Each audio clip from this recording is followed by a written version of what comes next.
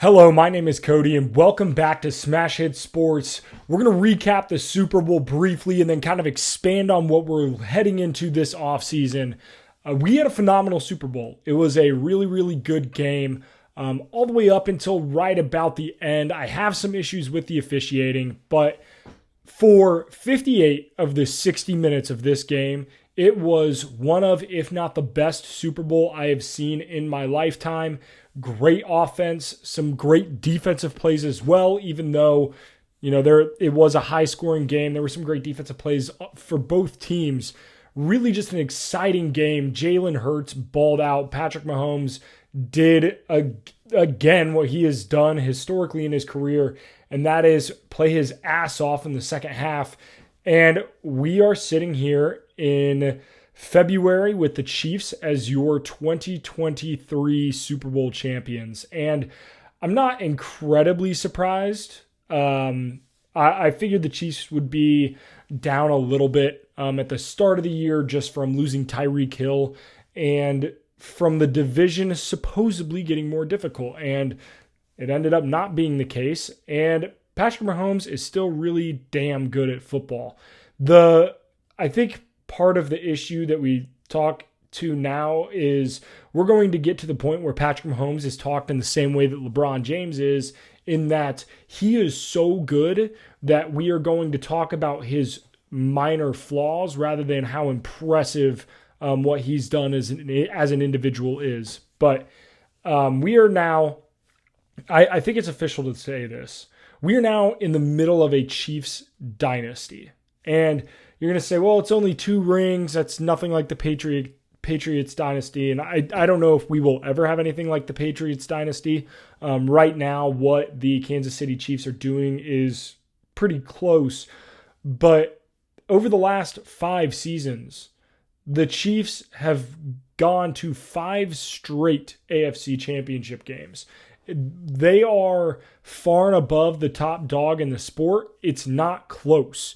They've won 2 Super Bowls now. Patrick Mahomes is only 27. They still have Andy Reid. They retain in this coaching cycle both their offensive coordinator and defensive coordinator.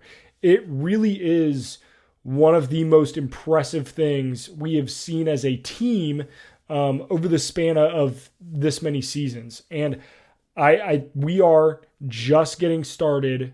Well, maybe not just getting started, but we are in the middle of what is a historic Chiefs dynasty. It's incredibly, incredibly impressive, especially when you're considering at this point, I would take a vast majority of the quarterbacks in the AFC over NFC quarterbacks. Obviously, Jalen Hurts has been great. Aaron Rodgers has been great.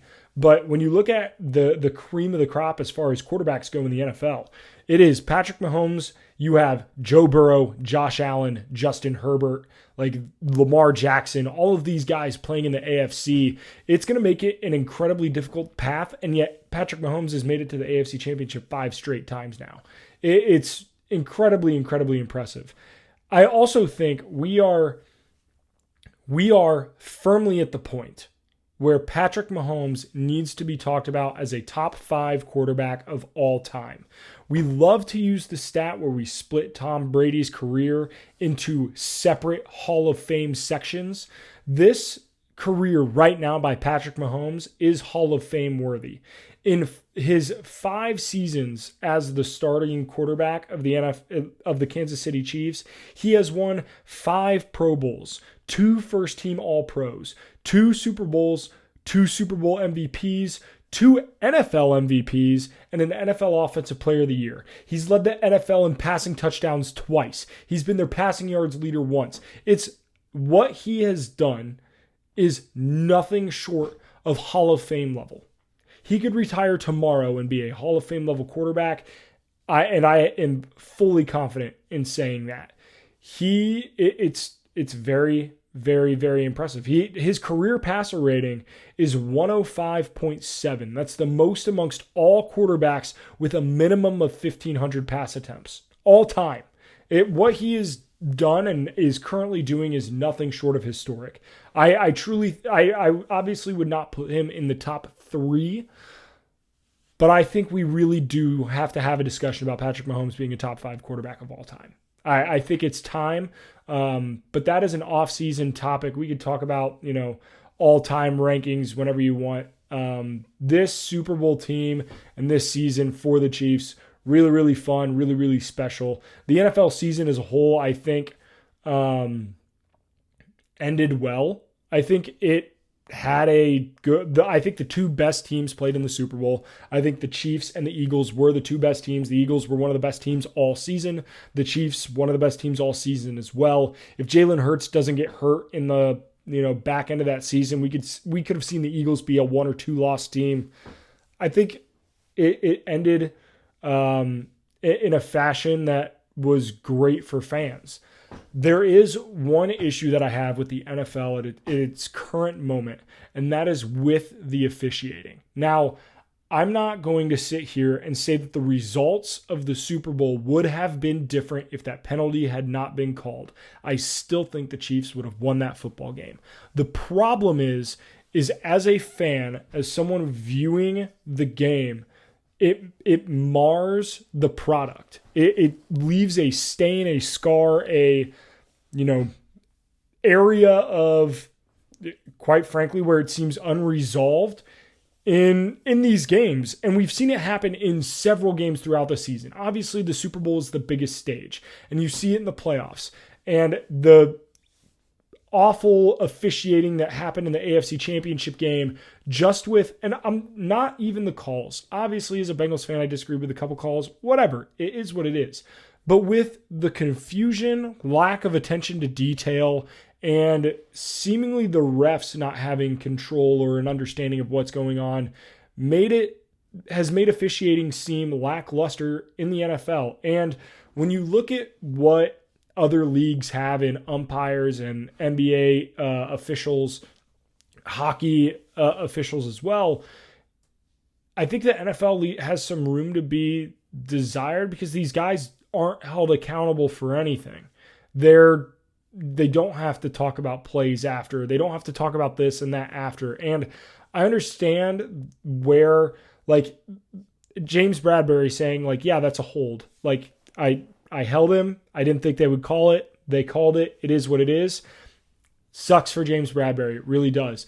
But when you look at offensive line play, when you look at a lot of this play by physical wide receivers and cornerbacks, you could call something on almost every play if you really wanted to. If you wanted to be a technician by the rule book of, he did this, he did that, and the other. And, like, it's incredibly difficult to call.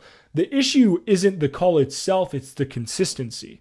Because there were several plays throughout the Super Bowl where were hand jostling and tugging on the jerseys from both teams that weren't called, but then it was called in one of the biggest moments of the game. And that is what leaves a stain in your mouth. It happened in the Seattle and St. Louis Rams. It happened in the Seattle and LA Rams game at the end of the season where Seattle had a chance to go down and they called a flag on them defensively that they got away with all game. And I'm not saying that it's good, bad, or ugly. We don't have accountability. And in a world of social media and where we get to see every play slowed down, it would be phenomenal to just be like a ref saying, hey, this is what I saw. This is why I called it the way I did. Even if you don't agree with it, at least you have some sort of, hey, this is why. And I think that's the problem where it leaves a lot of bad taste in fans' mouth is we don't have any concept as to why they call things the way that they do. And I know everybody's a rules expert when they're sitting on the damn couch, but it's not fair to fans if you don't do even a great job of explaining the rules to us, because again, it is a product. It'd be like if you handed somebody a tool and then didn't tell them how to use it. You can't give NFL fans a product with admittedly very complex rules and then not explain those rules as you go through them. You couple that with, obviously I gave 3 game examples or whatever. You couple that with what I think is a much bigger problem in the roughing the passer rule, where you're altering drives because a quarterback got hit. And these are so subjective. I think NFL officiating needs an overhaul. I think Roger Goodell sitting here and say the officiating of this league has never been at a better place is bullshit. And he's doing a disservice to the fans saying, hey, we're at least going to look into it.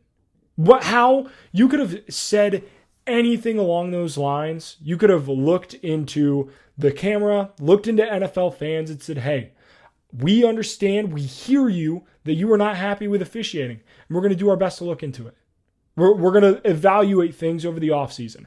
And I'm sure that they will. I'm sure they're going to evaluate it at the coaches and the owners meeting and whatever. But that's something that, like, transparency goes a long way. Like, and it's not difficult to do. All he would have to do is say, yeah, we're going to look into it in the offseason. Yeah, we're going to, that's something that we're going to bring up in the meetings. Sure, if it gets shot down quickly, but at least it's transparent and, yeah, I don't know. I'm tired. I'm over it. We had a phenomenal season, and hopefully that's something that gets addressed in the offseason. A couple things that have happened post the Super Bowl. The Colts have hired a new head coach, Shane Steichen. I don't know if I'm saying his name correctly, but the offensive coordinator for the Eagles. I think that's a good hire for the Colts. Don't know if it's my favorite hire. I think DeMeco Ryans of the Texans is probably my favorite NFL coaching hire of the offseason, but I think Steichen will do a good job as the head coach of the Colts. It looks like he is going to retain play calling, which will be really interesting.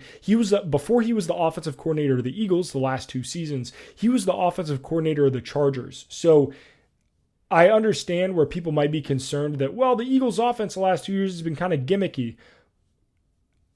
It wasn't. It was using his players' strengths to the best of their abilities. But he also has experience in other offensive systems with Justin Fields. He is going to do a great job. I'm not worried about Steichen offensively. But we'll see how he does as a leader of men, as a head coach, right? Because I think head coaching, X's and O's plays into it a lot, obviously. But at the end of the day, can you lead your team? Can you inspire them? Can you get everybody to buy in? That remains to be seen. We'll see if that happens. And then the defensive coordinator, I think it's Gannon, was hired as the head coach for the Arizona Cardinals. I have no faith in the Arizona Cardinals as an organization with their GM issues that they've had, and now they go from Kingsbury to this guy. I don't know a whole hell of a lot about the Eagles defensive coordinator. Obviously, they had a great defense all season long. One of the top 3 defenses, in my opinion. One of the best defenses statistically when you break it down by like points allowed, yards allowed, all those sorts of things. But it'll be really interesting to see what he can do as a head coach. I just don't have a lot of faith in the Cardinals organization, the ownership group, and everything from the top down. He's also being put in what is a objectively fairly difficult situation where you have a franchise quarterback that has been extended, being paid a lot of money, and I would be very surprised if Kyler Murray is 100% at the start of the season because he's coming off of a torn ACL. So the Cardinals, I don't have a ton of faith, but we'll see. And then the only other thing I have to talk about is Juju Smith-Schuster tweeting a Valentine's Day card. I hope you have somebody to hold this Valentine's Day with James Bradbury, who is the corner of the Eagles who got called for that holding penalty late in that game. Sometimes I hate to be the guy that says shut up and dribble because I don't believe that when it comes to like social issues and speaking what you believe in, but talking shit on the internet after you won a Super Bowl in which you the most yards you had in any game throughout the entire playoff run was 57. You play with the best quarterback in football, and the most yards you had in any playoff game was 57. The last time you caught a touchdown was like week 16. And you're on an expiring contract. If I was the Chiefs, you probably try to retain Juju Smith-Schuster, but I'm not sacrificing other talent on the roster to bring him back. I think you can get him at a better deal than what you got him from this year, because quite frankly, he was unimpressive. So A.J. Brown kind of shit down his throat after talking all the shit.